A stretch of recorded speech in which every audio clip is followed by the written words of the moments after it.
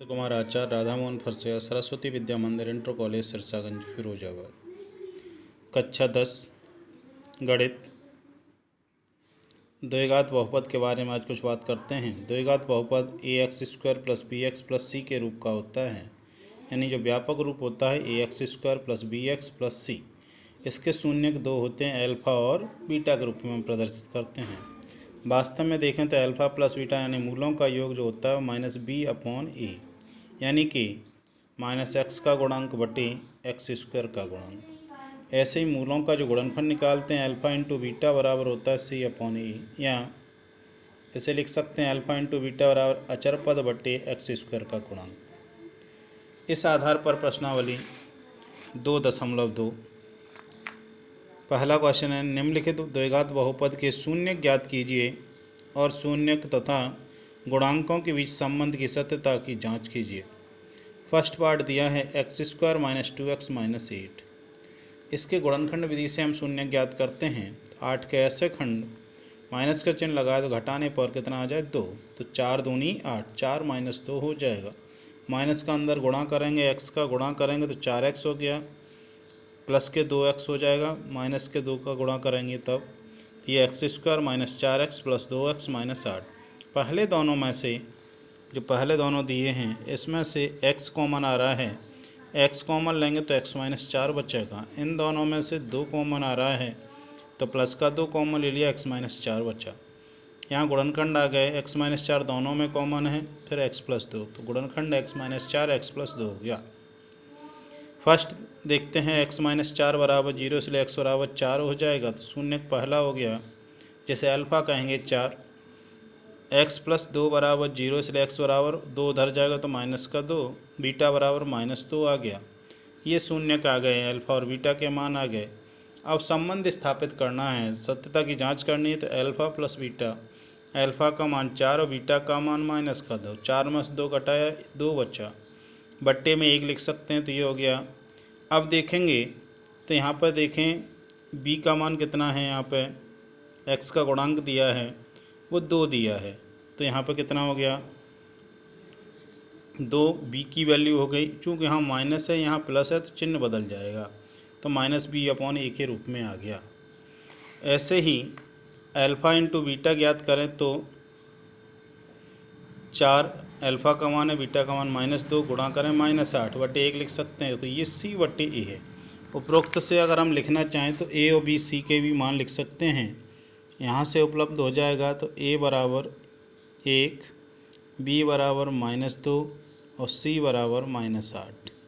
यहाँ से निश्चित है कि ये c/a है, यहाँ पर -b/a। इस प्रकार से हम पहले शून्य ज्ञात करेंगे, उसके बाद उसमें संबंध स्थापित कर सकते हैं। इसी प्रकार से सेकंड पार्ट दिया है 4s² - 4s + 1। इसमें भी अगर हम a का मान देखें तो a बराबर 4 s² का गुणांक, b बराबर -4 और c बराबर हो जाएगा 1। अगर इसके गुणनखंड करें तो 4 एकम 4 के ऐसे खंड जिसको जोड़ने पर 4 आ जाए तो 2 + 2, तो 4s² - 2s - 2s + 1। 2s common आ रहा है तो 2s - 1, इन दोनों में से -1 कॉमन आ रहा है तो 2s - 1। 2s - 1 दोनों में से कॉमन है तो यह आ गया, यहाँ बचा 2s - 1, तो 2s - 1 फर्स्ट हो गया। 2s - 1 = 0, इसलिए 2s - 1 = 2s = 1, s = 1/2, तो अल्फ़ा का मान हो गया 1/2। इसी प्रकार से 2s - 1 = 0, 2s = 1, s = 1/2, बीटा = 1/2 आ गया। तब देखेंगे अल्फ़ा प्लस बीटा = 1/2 + 1/2। हर समान है तो 1 और 1 2 हो गया, 2/2 हो गया। वास्तव में देखें तो वहाँ a और b का मान 4 दिया है, यहाँ पे 2 और 2 आया तो हम 2 का गुणा अंश और हर में कर सकते हैं। या अनुपात में देखें तो अनुपात में 2 से 2 कट जाएगा या 4 से 4 कट जाएगा, तो उसमें 2 4/4। अब यहाँ पर चूँकि b का मान -4 है, यहाँ +4 आया तो चिन्ह बदल जाएगा, तो -b/a हो जाएगा। इसी प्रकार से अल्फ़ा इंटू बीटा निकालेंगे तो 1/2 इंटू 1/2 1/4। अब देखेंगे तो c का मान 1 है और a का मान 4 है, तो c/a बन रहा है। जिससे संबंध स्थापित हो रहा है, सत्यता जांच हो रही है। इसी प्रकार से थर्ड पार्ट और फोर्थ पार्ट को वो 6 पार्ट को आप घर से हल करेंगे। थर्ड है 6x² - 7x - 3 और 6 है 3x² - x - 4। इन दोनों क्वेश्चनों को घर से हल करेंगे।